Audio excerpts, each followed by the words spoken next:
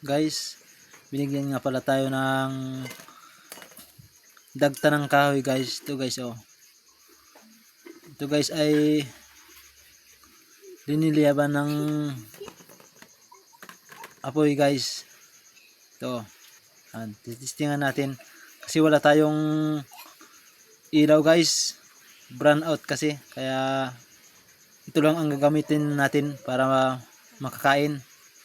Yan guys. So, yan.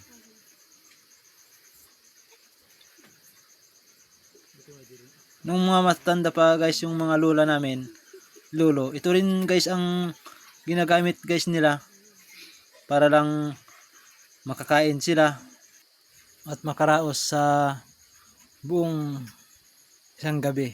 Yan guys.